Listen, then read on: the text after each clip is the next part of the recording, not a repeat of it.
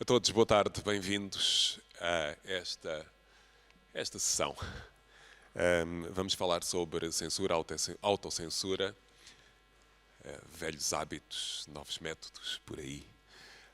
Estão connosco a Diana Andringa, jornalista, a Maja Sever, que é jornalista também, croata, presidente da Federação Europeia de Jornalistas, e está a Mirna Queiroz, que é jornalista, editora, programadora cultural e é criadora da Associação Cultural Mombak. Agradeço às nossas convidadas para falarmos sobre este tema, mas antes vamos escutar e ver alguns testemunhos de jornalistas, camaradas nossos precários.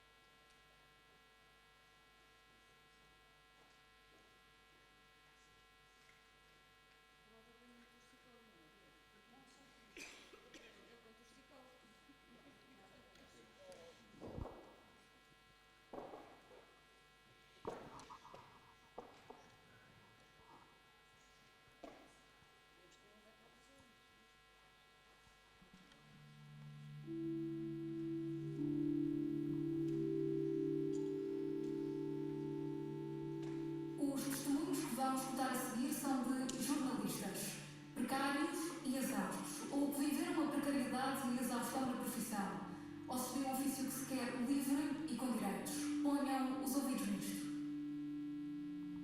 O meu nome é Hélio Carvalho, sou jornalista há 4 anos e começo este ano desempregado.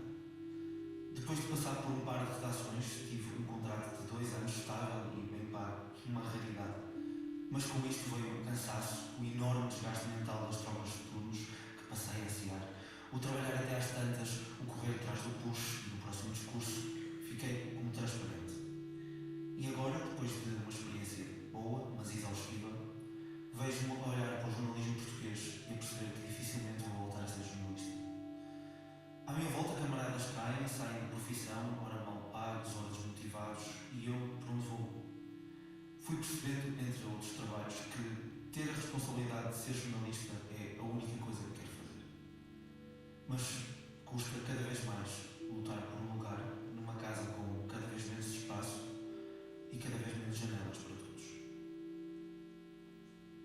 Olá, o meu nome é Rita Pereira Carvalho e sou jornalista desde 2017. Já passei por várias redações e os problemas são sempre os mesmos.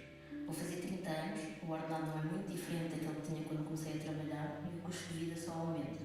Continuo a ter que dividir casa com mais 2 pessoas, aliás, lá em casa somos todas jornalistas e as perspectivas de vivermos sozinhos nem sequer existem. Neste momento trabalho para pagar contas, sobra mês ao ordenado e estou cada vez mais cansada. E o meu cansaço agrava-se quando penso sobre aquilo que poderá ser o futuro. Se agora os ordenados são tão baixos, quanto é que vou ganhar daqui a 10 anos? O mesmo? Não há progressão, não há aumentos salariais, nem sequer há liberdade para escolher o caminho que queremos para a nossa vida. Tenho quase 30 anos e estou exausta. Não sei quantos mais anos vou aguentar nesta profissão que se transformou numa utopia.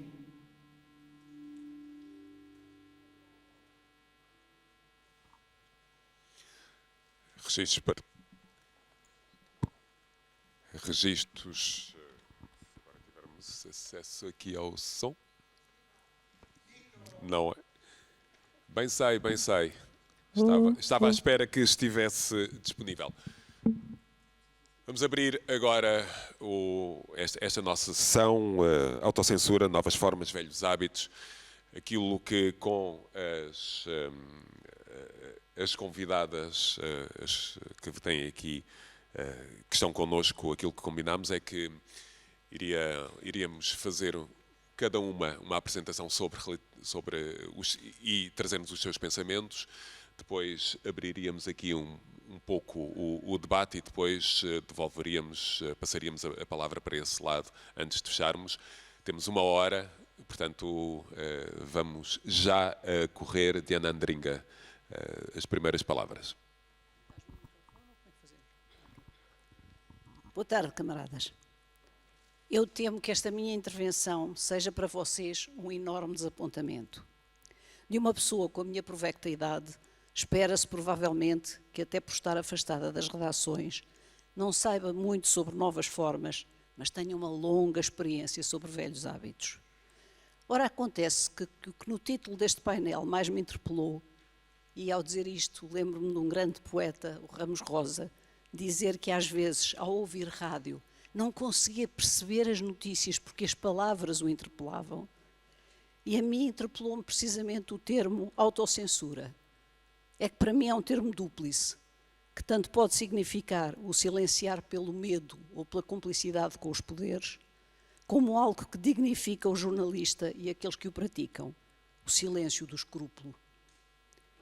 Recuando aos tempos em que a censura tinha dignidade legal e se traduzia nos cortes parciais ou totais dos textos que escrevíamos, recusar a autocensura era a nossa forma de dizer: podem ter comissões de censura, ou chamar-lhe exame prévio, exércitos de coronéis armados com lápis azuis, mas não instalarão um desses coronéis na minha cabeça. Não me farão criar tabus noticiosos. Noticiarei tudo o que achar que vale como notícia. Agirei como jornalista que sou. E os censores, esses que façam aquele seu miserável ofício de tentar reduzir o mundo e a realidade à sua medíocre pequenez. Havia naturalmente quem, por temor, ou tão poderosas razões de sobrevivência que eu não me sinto autorizada a julgá-las, preferisse não correr o risco de se aventurar nos terrenos rigorosamente vigiados pelos censores. Como havia aqueles que sabiam, com uma extrema argúcia, fazer passar a notícia de uma manifestação, ou até de uma tentativa de golpe de Estado, travestindo-os em acontecimentos desportivos. Pessoalmente, nunca fui capaz dessa argúcia. Limitava-me normalmente a ignorar que havia assuntos proibidos, fossem a guerra colonial, uma luta de mineiros contra o encerramento da mina, uma encíclica papal que ousava reconhecer o direito dos povos a lutar pela liberdade e a independência, ou a história de uma cadeira pouco sólida que era capaz de derrubar um ditador, coisa que nós não teríamos conseguido. E escrever esses textos de acordo com as melhores regras da profissão, o respeito pelo contraditório, a mais rigorosa objetividade, a maior identificação de fontes possível. Os velhos hábitos, esses cabriam e cabem ao patronato. Hoje parece que frequentemente representado pelos departamentos comerciais, ou como se diz hoje para ser moderno, de marketing. Sob a forma de pressão, menor salário, ameaças de despedimento, coisas muito mais assustadoras hoje que nesse tempo antigo, em que o patrão que me chamou para me despedir, porque dizia que eu gastava demasiado chumbo por os meus artigos serem tantas vezes cortados pela censura, me mandou abandonar a redação, mas se dispôs a manter-me o salário. Aos jornalistas esses cabe, hoje como ontem, não apenas informar, mas defender a dignidade da profissão, a deontologia que lhe é própria. Assim, quando, no final da década de 90, alguns camaradas me propuseram candidatar-me a presidente da direção do Sindicato de Jornalistas, suponho que apenas pelo facto de não haver nenhum homem que se tenha mostrado disponível para o fazer, a nossa lista tinha como lema, defender o jornalismo, responsabilizar os jornalistas e a afirmação expressa que consideramos que a razão primeira do sindicato é lutar pela liberdade e dignidade da informação contra todas as situações que a ponham em risco. Isto implica, e desculpem que tenho que mudar de página, isto com o microfone na mão não dá muito jeito. Coisa horrível. Peço imensa desculpa. Tenho uma falta de jeitinho para estas coisas de microfones, para que se ouve isto. Isto implica a responsabilidade dos jornalistas pela informação que produzem e a luta pelos seus direitos laborais. Não esquecemos os direitos laborais. A denúncia do recurso insistente a jornalistas com vínculos precários, aos contratos individuais de trabalho, o recrutamento abusivo de estagiários. Estamos a falar de finais de 90. Mas inseríamos esta situação de insegurança no trabalho no seu peso no produto final, que era a informação, que era o mais importante. Essa situação de insegurança no trabalho afeta também a própria liberdade de informar e, desde logo, a qualidade da informação produzida. Assiste-se, assim, às maiores distorções de natureza técnica e deontológica. E foi enquanto presidente do sindicato que percebi a importância do outro significado de autocensura, a vigilância sobre o nosso próprio trabalho, o escrúpulo perante a fragilidade dos outros, daqueles que são objeto de notícia, a necessidade de recusar que só é notícia o homem que morde no cão. Não, o cão que morde no homem também é notícia. Certo dia estava no sindicato, quando um senhor agitado tocou a campainha e pediu para falar com o presidente. O presidente, por azar, era eu que era a presidente. E quando o recebi, contou-me que sempre fora antifascista, lutara contra a censura, mas que o que via, lia e ouvia o fazia sentir saudades da censura. Pedia, por favor, um bocadinho mais de respeito pelas pessoas e que de quando em vez dessem uma notícia positiva, caramba. Há tempos, sobre esta história, um camarada que muito prezo, o Cesário Borga, disse-me que não havia notícias positivas e notícias negativas, só notícias. Eu não concordo.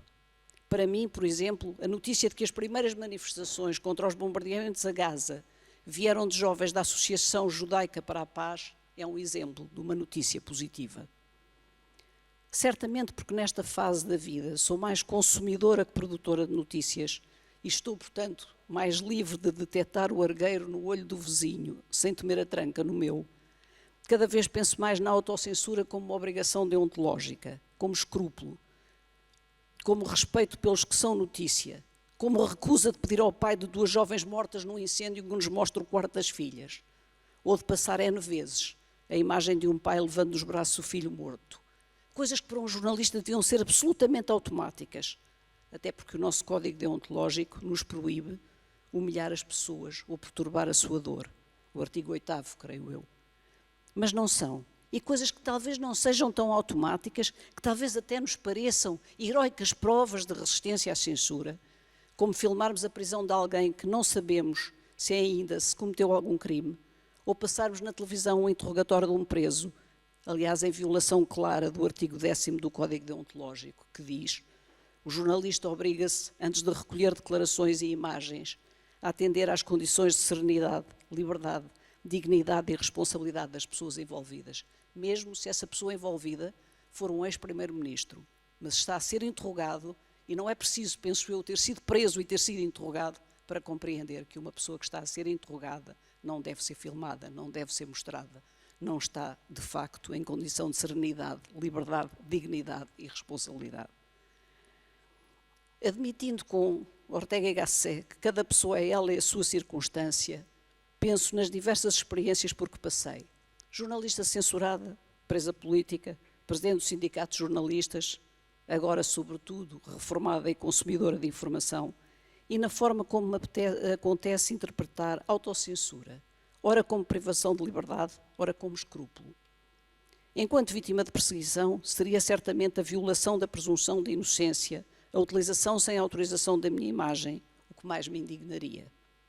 Jornalista em exercício, presidente do sindicato, a violação do sigilo profissional.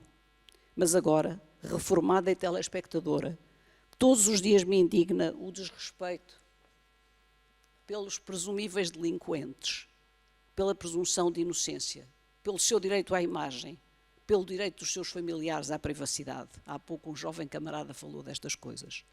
A suspeita constante levantada sobre atos políticos, antes ainda de qualquer prova de corrupção, a forma displicente, mas não despicienda, como essa contínua suspeita inquina a democracia. Como cidadã, e para mim o respeito pela cidadania é uma condição prévia para ser jornalista, e se não é, devia ser, indigna-me o tom com que alguns jornalistas passaram a tratar alguns políticos, como se todos merecessem o labéu de suspeitos que procuradores e juízes tantas vezes lhes colam através da imprensa, quando não sabem investigar de outra forma. E o respeito com que tratam magistrados que merecem, também eles, como todos nós, e a par da presunção de inocência, uma dúvida metódica sobre a sua independência, a sua ética, a sua probidade profissional. Temo que ambos, jornalistas e magistrados, estejamos, se não por dolo, por negligência, a pôr em causa a democracia. Tão recente ainda entre nós, porque 50 anos é muito pouco, sabem? E lembro-me que um dos textos sobre jornalismo de que mais gosto, a Carta dos Deveres Profissionais dos Jornalistas Franceses, foi aprovada em 1918 e revista em 1938, termina com 3 pontos que se relacionam com estas 2 interpretações que vos referi da autocensura. Diz essa carta: um jornalista digno desse nome Reivindica a liberdade de publicar honestamente as suas informações. Considera o escrúpulo e a preocupação com a justiça regras fundamentais. Não confunde o seu papel com o da polícia. Sei que é difícil, neste tempo de crise de desemprego, de fecho de respeitados órgãos de informação, de redações depauperadas e velocidades tão furiosas quanto inúteis, pararmos uns segundos para pensar. Mas temo muito que, se não o fazendo, estejamos a abrir caminho, não ao triunfo do jornalismo, mas sim ao triunfo de uma ordem mundial que começará por extinguir aquilo que mais precisamos como profissionais, a liberdade de pensamento e de livre expressão do pensamento. E com a experiência de quase 3 dezenas de anos vividas em censura, peço-vos, por favor, não o permitam. Muito obrigada.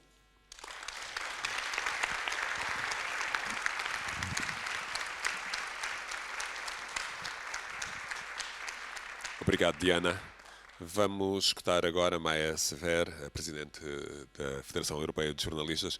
Será em inglês? Let me make you a question. Let's talk about the European Media Act. Is it just a paper full of good intentions, or can it really help journalists fighting censorship? Well, I think it will. I hope that it will. The intention is good. I just want to, on the beginning, a little bit introduce myself. As you said, I am journalist. I'm still journalist, you have to know. And when we talk about self-censorship, auto-censorship, all my life I'm struggling to fight against auto-censorship. Unfortunately, I think that for younger journalists it's harder and harder.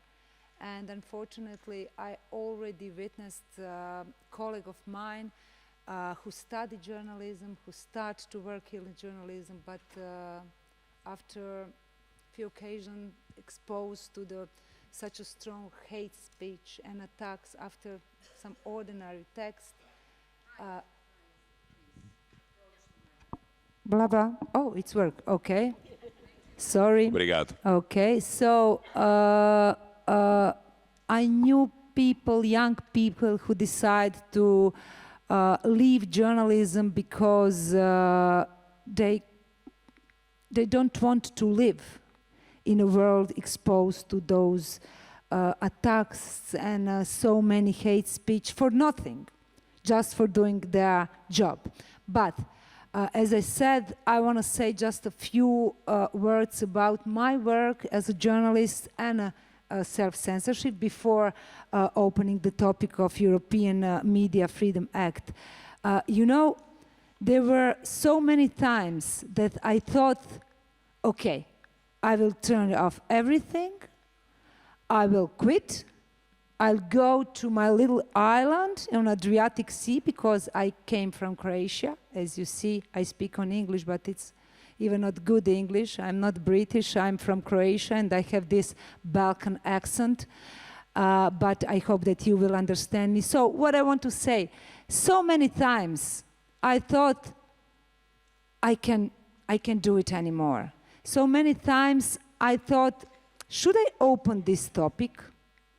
Should I write or record a story about migrants, for example? Because last time when and this is the story, when I published a short story about one guy who is even friend of mine, because in Zagreb, where I live, everybody knows him, and he opened small African cuisine. And it was very positive story. He lived in Croatia like 10 years, everybody knows him. And I received the death threats. Some guy wrote me that he will kill me, whole my family, and whole my all my kids. And of course, after that, I think about it. Should I write again about migrants? Should I write again about these issues, these topics? Yes, I will, and we have to. And it's not the answer to run away on a small island on Adriatic Sea, because this issue we will talk about it on this panel. This auto-censorship issue is very, very important for all of us. Because we have in solidarity find the strength to fight together against those attacks who caused auto-censorship and the fears in journalists. I don't know how many of you were this morning on the lecture of Professor Ward, which was very, very interesting.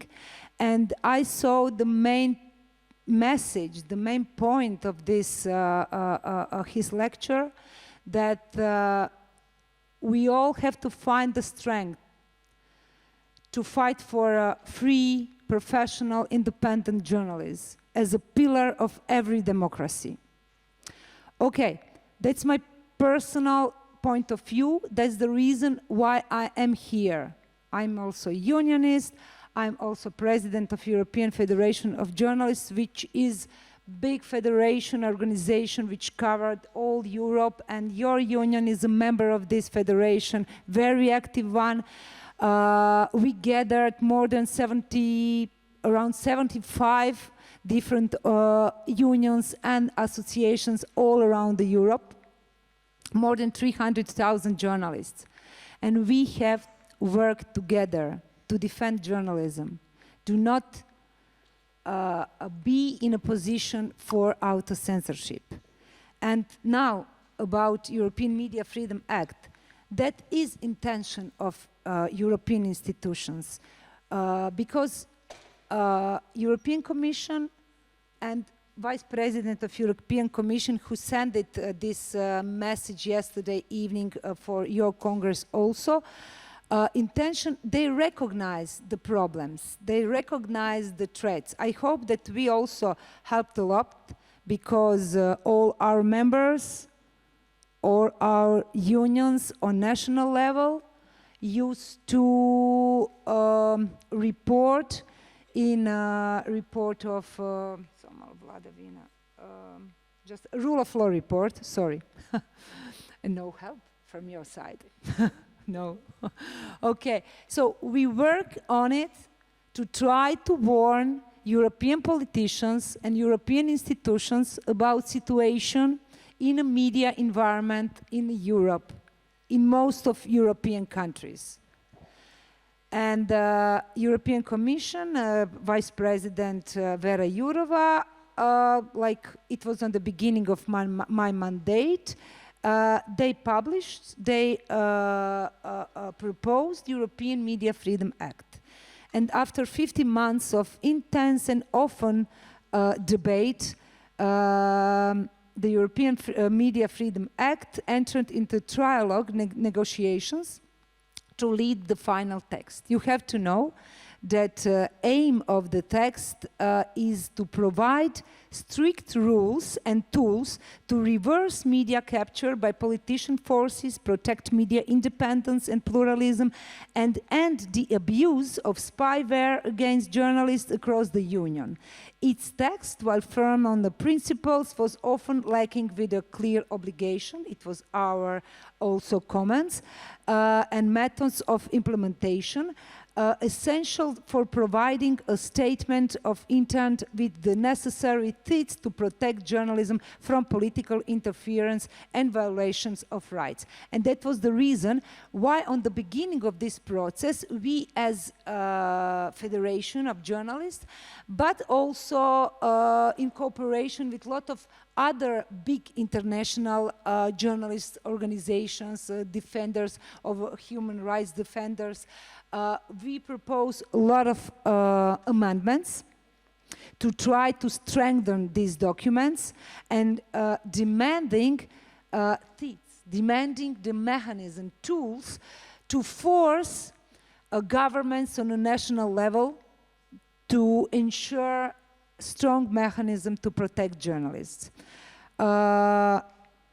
I have to say that this 15 months was also a struggle for me, sometimes even to understand all those fights, articles, but on the end, European Parliament adopted extensive safeguards on the conditions under which those rules will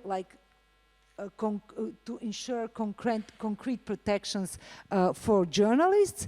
Now we try to analyze these final texts, and as Vera Jourova said yesterday, we expect that the European Media Freedom Act will be adopted for, I think that she said, 2 months. And then your government, my government, all governments has obligation to adapt, to change the regulation in our countries, and I hope that will be some kind of stronger protections for free work of journalists, and finally, strong protections against also self-censorship in a journalism. What kind of mechanisms did you find to help journalists? There is so many articles, but let me say just one example, which is very close to me, because I'm a TV reporter. I work on a public media service in Croatia, which really suffer of political pressure. And not just political pressure, like try to censorship journalists there, but for example, in Croatia we have a law, public media service law, and the rule of the law is that my general manager and majority in program council and majority in supervisor board has to be elected by simple political majority in a parliament. You know what does it mean? It's direct influence of political majority, simple political majority from a parliament. And, for example, European Media Freedom Act proposed by Article 5 demand protections of independent public media service should also adhere to Parliament position, effectively protecting public media, the public media services from government interference and ensure adequate, predictable and sustainable financing.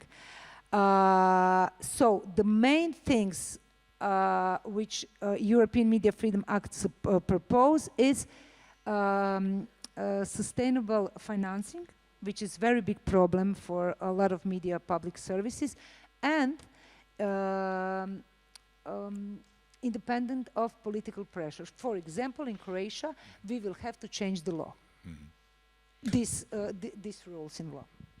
Thank you, Maya.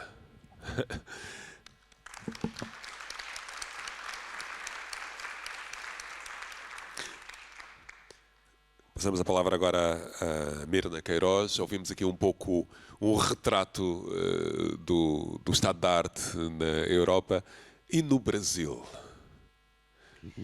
Antes de tudo, eu queria agradecer o convite da organização, em nome da Sofia Branco, dar uma boa tarde a todos. É um prazer estar aqui com as minhas colegas, também com o João Rosário. Bom, esse é um tema que desde 2018 tem nos perturbado muito, não é?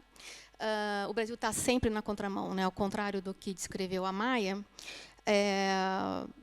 Há uma medida nova no Brasil que tem trazido muita inquietação, porque expõe os jornalistas a um risco maior, né? O Supremo Tribunal Federal, há algumas semanas, decidiu com 9 votos a favor e apenas 2 contrários, que as empresas jornalísticas podem ser chamadas a responder por declarações de entrevistados. A ação foi proposta por um ex-deputado do Partido dos Trabalhadores do atual governo. Bom, por que o motivo de inquietação? Bom, é claro que a imprensa tem que checar, né? E isso é uma prática rotineira no fazer jornalístico, conferir, checar, apurar as declarações das pessoas, né? Ser responsabilizado por isso também, exatamente, não é? e sem Quando dúvida, erra. caso a caso, né? E isso já acontece, esses mecanismos já existem, sempre existiram, né? E isso faz parte dos códigos deontológicos. Ninguém está esperando o contrário do jornalista. Mas agora, o que essa decisão provoca é uma judicialização, não é? Da prática jornalística. Isso vai prejudicar principalmente os pequenos grupos, os locais, os regionais, porque as grandes empresas de jornalismo até têm recursos para enfrentar essas medidas, mas a gente tem que entender que o Brasil tem uma cultura marcadamente autoritária. Então, nós estamos à espera de avalanches de processos, né, que podem não resultar em nada, mas que vão atrapalhar o trabalho jornalístico e não há dúvida de que vai invadir as redações de medo e promover a autocensura. Porque, inclusive, o texto está mal elaborado, não se sabe, por exemplo, se nós não vamos mais poder fazer entrevistas em direto, como é que, se você não vai poder fazer uma checagem antes, não é mesmo? Mas há uma expectativa ainda de que o texto final atenue tudo isso, né? E há mostras de resistência da parte das organizações de jornalistas? Sim, isso aconteceu muito recentemente, um pouco antes do recesso do judiciário, épocas festivas. Eu acho que, em breve, essa discussão vai ser retomada, mas, sim, as associações de defesa da liberdade de imprensa estão se manifestando, alguns jornalistas também estão se manifestando com muita preocupação, porque, como eu disse, já há mecanismos, hoje em dia, que podem se defender. Uma pessoa que sente que a sua honra foi atacada pode se defender, não é? Caso a caso. Então, a pergunta que se coloca aqui é o seguinte: não seria uma medida desproporcional, né? Não seria uma sentença desproporcional na medida que você diminui a liberdade de imprensa para garantir um direito individual de um único cidadão? Eu acho que essa resposta é interessante, não é? Voltando ao aspecto das pequenas imprensas, dos pequenos veículos, eles podem simplesmente morrer, porque não têm condições. A gente não tem ideia do que acontece nas pequenas cidades, né? Já o jornalismo praticado nas pequenas cidades já sofrem muito assédio político, né? E não só legal, há vereadores que atacam jornalistas nas ruas. Então, o jornalista fica mais exposto e, sem dúvida, se espera que a autocensura se imponha, né? E aí eu faço uma pequena diferenciação em relação ao que a Diana disse. Eu acho que, sim, existe essa preocupação em não ferir a dignidade do outro, né? Mas isso eu chamo de autovigilância, que é nós constantemente nos questionarmos se nós estamos fazendo o nosso trabalho certo, guiados por um senso de responsabilidade, né? E, de novo, isso está nos códigos deontológicos. Agora, quando nós somos guiados pelo medo, aí sim a autocensura, né? E aí perde o jornalismo, perde a democracia. Aí ganha o crime, ganha a corrupção. Mas quando a própria linha editorial de um determinado órgão de comunicação é nesse sentido, no sentido de uma certa devassa da vida do outro, qual é o papel que temos nós ao aceitar trabalhar nessas condições? Eu acho que, de novo, um bom jornalismo vai sempre se preocupar com essas questões, não é? Ele é falível? Ele vai errar? Né? Ele é praticado por seres humanos. Eu acho que foi colocada aqui uma questão importante que da humanidade, né, do jornalismo, que está sempre na mesa. Mas isso não significa, eu acho que a resposta não é a judicialização da prática jornalística, não é? De forma alguma, isso não vai trazer benefício nenhum para a prática. O que vai acontecer é que, sempre que uma pessoa fizer uma declaração numa entrevista, um jornalista que não faz parte do Ministério Público, não tem poder de investigação, publicar, mesmo depois de boa-fé, de checar, poder incorrer num erro, ok, essa pessoa que teve sua honra ferida pode sempre recorrer, né? Esse alcance generalizado é que é o problema, né? Eu acho que tem que manter, na minha opinião, caso a caso, particular, como tem sido até agora. Isso é mais uma camada de cerceamento, eu acredito. Eu vejo dessa forma. Obrigado, Mirna. Abrimos agora aqui um momento em que colocava algumas questões às nossas convidadas, às nossas oradoras. A Diana viveu sob e trabalhou sob censura e autocensura, oficial, a censura pelo menos, e agora estes tempos, Diana, o que é que observas? Como é que avalias o modo como a censura é efetivada? Bom, eu acho que nunca deixei de viver longe da censura. Como eu disse, antes do 25 de Abril nós tínhamos a censura e era bastante claro, tínhamos aqueles coronéis com lápis azuis, com os quais, aliás, alguns de nós discutiam francamente. Eu lembro-me de uma vez que eles me cortaram uma citação de uma encíclica papal e eu perguntei se agora eles já se sentiam também capazes de discutir teologia e cortar o Papa. Podíamos protestar, podíamos fazer isto, mas obviamente que era tudo cortado, que a gente queria escrever, eles cortavam, etc. Mas mesmo mais tarde, mesmo depois do 25 de Abril, havia assuntos que eram considerados assuntos desagradáveis e, portanto, não se tratavam. Eu lembro-me que já estava na RTP há uns anos e fiz uma série, para a série passar, aguardou 2 anos e acabei por fazer uma queixa ao sindicato de censura e ter que haver um protesto para conseguir que a série passasse, porque era considerada que tratava de assuntos desagradáveis, a guerra colonial, a PIDE, coisas assim. Um país tão simpático e eu sempre a falar de coisas antipáticas. Neste momento, eu creio que existe um problema de censura fortíssimo, económico, e com vários aspectos. Um aspecto tecnológico que é o tu não teres tempo para pensar. Tu escreves o número de caracteres que te é dado e tu não pensas em caracteres, felizmente. Coitados dos jovens que são obrigados agora a pensar, tens 170 caracteres para dizer aí tudo sobre a guerra, não sei onde. Depois exigem-te uma velocidade que não é compatível com a reflexão. E, por outro lado, esvaziaram as redações. E uma coisa que também é indispensável é ver redações com camaradas ao lado com quem se pode discutir. Porque o jornalismo é um exercício da dúvida, na minha opinião. É um exercício em que tu estás a fazer uma coisa, é aquilo que eu chamei autocensura, a Mirna chama autovigilância, que é o teu cuidado deontológico com o outro, a tua obrigação, o teu respeito para com o código deontológico, mas, sobretudo, o teu respeito pela humanidade e por aquelas coisas de que falou hoje o professor canadiano.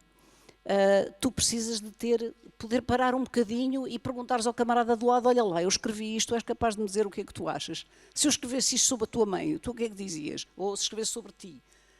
Isso deixou de existir e, portanto, tu tens um tipo de censura que não se pode, se calhar, chamar censura da mesma forma, mas que te impede de pensar e que te impede de ter liberdade de escrita, porque é previsto que o que tu escreves seja agradável para que o público faça muitos likes, seja agradável para subir as audiências. E tu, neste momento, tens, por exemplo, noticiários televisivos que têm formatos que não são de noticiários televisivos, duram 1h30, 1h e tal, com uma série de histórias, muitas vezes não têm rigorosamente nada, com o ecrã dividido em não sei quantas imagens a mexer, que também não te permitem o pensamento, e muitas vezes com oráculos a passar por baixo, que ainda são mais uma forma de distração, ou seja, há uma censura que é, neste momento, jornalistas não têm a capacidade de pensar sobre o que fazem e nós, pobre público, não temos sequer a capacidade de compreender aquilo que eles nos estão a passar porque estamos a ser distraídos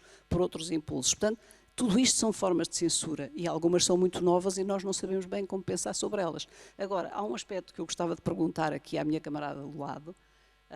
You talked about working in private, in state television and in private, and I would like to ask you if, in your experience, where are you more free, in public service or in private television or private newspapers? First of all, I have to say that my attitude and my idea, which I believe, is that we have to be, and we are more free on a public media service. Because in public media service, it depends of you, of citizens, and of fees. In private media, it's always somehow connected with advertisement and other things. Unfortunately, in Croatia, for example, we didn't win in this fight. As I said, I was under censorship, I still am, but the idea of public media service is to serve public. And that's why we have to stop, think about it, and defend idea and public media service. That's something which is not going on in a lot of European countries. Maya, can I introduce the situation in Hungary, for example? You have a public service which is arrested by the politics. Not just Hungary, I'm afraid, but this is a good point where I can mention one thing which I want to say here in Lisbon, because it's very important because of situation I followed and European Federation of Journalists really follow, already published some announcements and in a cooperation and a contact with the representatives of your union about situation in a media group.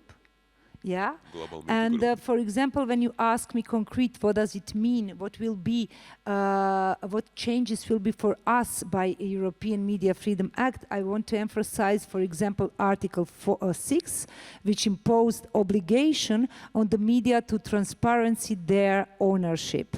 This is crucial if the public wants to know who has controlling interest and how it and conflicts of interest can ally in a editorial position with corporate or political goals. Transparency of ownership is very, very important. And connections between media owners and politicians is, good example, Hungary is very important for pluralism of media. Because Viktor Orban formed incredible structure connected with the media owners, and by that way he really captured all media, not just public media service, which is under control. As I said, unfortunately in Croatia also, I don't want to talk about Serbia, Bosnia and Herzegovina, where now, at this moment, we have situation that public media service, broadcast television, maybe will be closed in Bosnia and Herzegovina. It's a reflex of some political situations there. Do not bother about it now. But Hungary is like the best example of captured media, not just by political pressure or public media service, but also with these connections between media owners and Viktor Orban and government party, and non-transparency ownership of media. Would you say it's a mark of far-right governments, this need for control of the media? Well, if we follow new situation in Slovakia, where with the new Prime Minister Fico, one of his first moves in a package with the budget, he decided to reduce fee for public media service and put another pressure. How does it work for journalists? How does it contribute to self-censorship? If I tell you, the journalists in Bosnia and Herzegovina public media service didn't receive like a big part of their salary, no pension fund, health security, nothing for years, not months. And yesterday they called me because probably public media service will not pay them this month or next month. So how can we talk about censorship and self-censorship, or how can we talk about free journalism and free journalists if those people are afraid for their own existence? You know, I always said that journalists can't be free if they don't have enough money to pay bills, schools, or, I don't know, fruits or sweets, food for kids. So this is the base, and that's why union is important. And that's why union has a knowledge, and if union is strong to fight for the collective agreements and agreements, maybe there is any hope. But without journalists who are organized and who are together in solidarity, there is a lack even of a hope. So,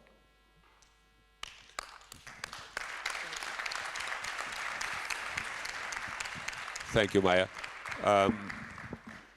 Agora para a Mirna. Acompanhamos as mudanças políticas de há um ano para cá no Brasil. Como é que isso se reflete também no trabalho dos jornalistas? Há mais liberdade para se escrever, apresentar e reportar porque mudou o contexto político? Ótima pergunta. No ranking mundial de liberdade de imprensa do Repórteres Sem Fronteira, a situação melhorou, subiu 18 posições, ficando ainda em 74º lugar, mas melhorou. Mas as formas de cerceamento, de expressão, elas vão sendo sempre atualizadas, né, adaptadas. Eu acho que não há só apenas o constrangimento legal ao social também, não é? É isso que aconteceu principalmente na imprensa brasileira. Inclusive tem um livro aqui da jornalista Patrícia Melo de Campos sobre a criação de rede de ódios contra jornalistas, um livro muito importante que traça um panorama do que se passou nos anos Bolsonaro e até mesmo antes, durante a campanha, né? Segundo a Associação Brasileira de Jornalismo Investigativo, em 2023, os ataques a jornalistas no Brasil subiram 23%. E aí um dado importante, acabou o governo Bolsonaro, mas o bolsonarismo não acabou. Em 42 desses casos, a família Bolsonaro está envolvida. Quer dizer, eles continuam atacando. Jair Bolsonaro foi condenado em segunda instância por dano moral coletivo à categoria de jornalistas durante seu mandato, pela Justiça Paulista, numa ação civil ajuizada pelo Sindicato dos Jornalistas de São Paulo. Bom, uma indenização estipulada em 50 mil euros, coisa de 10 mil euros. Mas nem isso o intimidou. Ele continua atacando sistematicamente, diariamente, né? E é preciso dizer também que ele, além dos ataques mais baixos, virulentos, violentos contra a imprensa, que ele acusava de não o deixar governar, não é? Bolsonaro agiu também para prejudicar o financiamento das empresas de comunicação. Quer dizer, ele atacou de todas as formas, né? Mas voltando aos ataques, eu acho que tem um dado importante aqui. 2022 foi o ano mais violento. Apenas no último trimestre foram registrados mais de 3 milhões de mensagens de intimidação contra jornalistas e meios de comunicação, desculpe. Ou seja, um ataque em cada 3 segundos. De novo, segundo o repórter da Repórteres Sem Fronteiras. E outro dado que eu julgo aqui relevante é que 53% das mensagens ofensivas eram dirigidas às mulheres.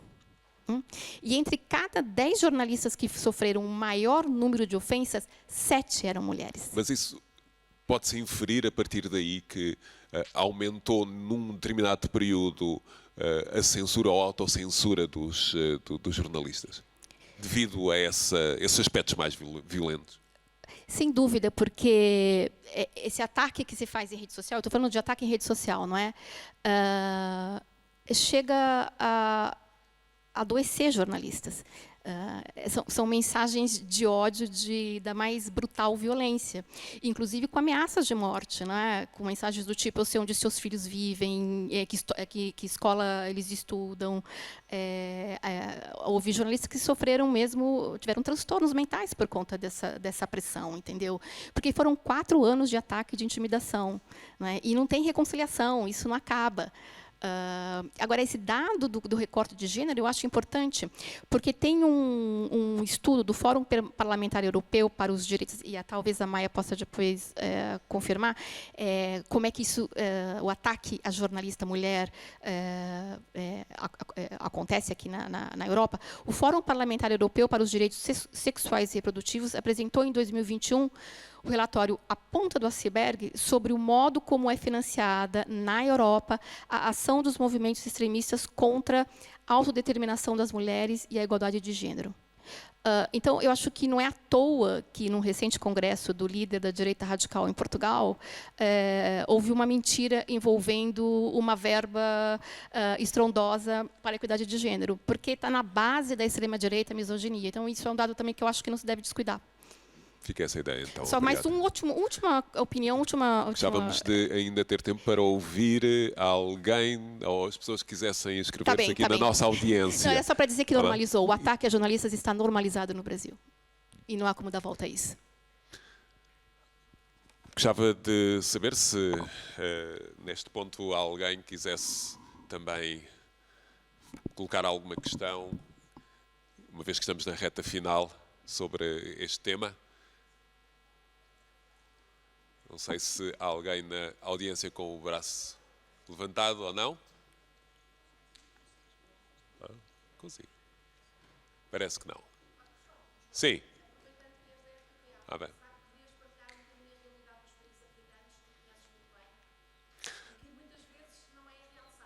Paula Borges, da RDP África. Obrigado. Paula pergunta-me, então, sendo eu jornalista da RDP África, se poderia partilhar alguma história que tivesse a ver com este nosso tema. Sim, claro.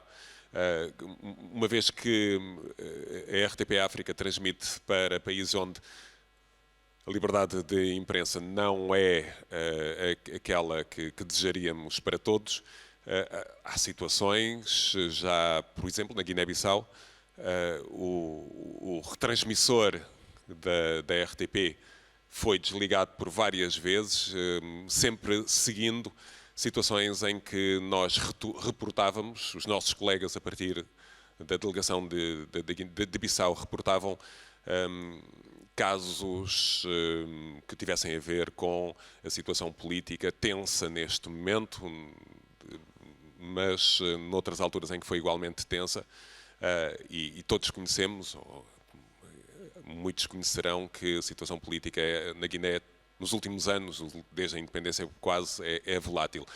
E simplesmente a RTP África e a RDP África desaparecem do ar até haver algum tipo de conciliação e depois voltam a aparecer. Essa poderá ser um exemplo. Estamos a falar de países onde os nossos colegas trabalham, os nossos camaradas trabalham com o mesmo afinco, com a mesma vontade que nós aqui, mas nem sempre há essa possibilidade. Ora bem, se não há mais questões, eu voltava aqui ao nosso painel para um momento final. Diana, ideias que gostavas de deixar sobre este tema da censura e da autocensura para quem nos acompanha?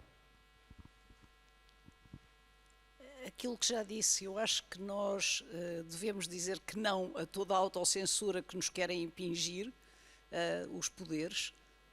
Devemos recusar-nos completamente a servir de lacaios de alguns desses poderes, de passar recados. Nós não somos passadores de recados, nós somos investigadores, somos jornalistas, somos outra coisa.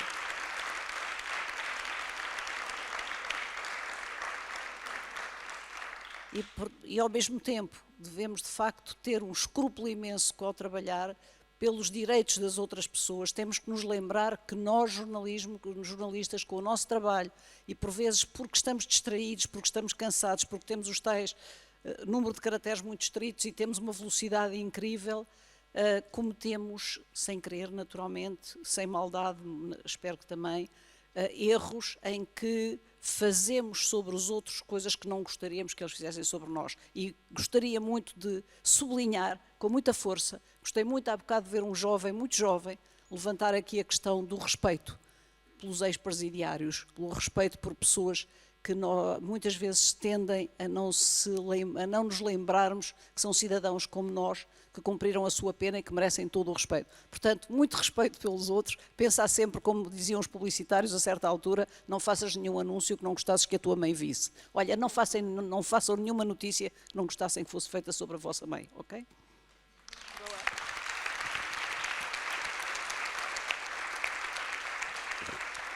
Maya, we're in our final remarks. What would you like to say about this issue? Well, first of all, thank you for inviting me, having me here, because I think that's the base, that's the point. We have to work together. I see here so many young people, and no, answer is do not escape on an island from the beginning of the story. We are here because we believe in a truth, we believe in a freedom and in democracy. We decided to be a journalist because we believe in those values. And the importance of solidarity among journalists lies in the strengthening their voice, supporting them in facing challenges, and creating an environment where the integrity of the journalist's vocation is valued. This can help preserve press freedom, ensure that the public has access to diverse and reliable information. This really can help to defend democracy and the freedom. So, my final mark is we have to stay together, we have to work together, and we really have to defend journalism, free journalism, because it's important for all of us, our children and our democracy. Thank you.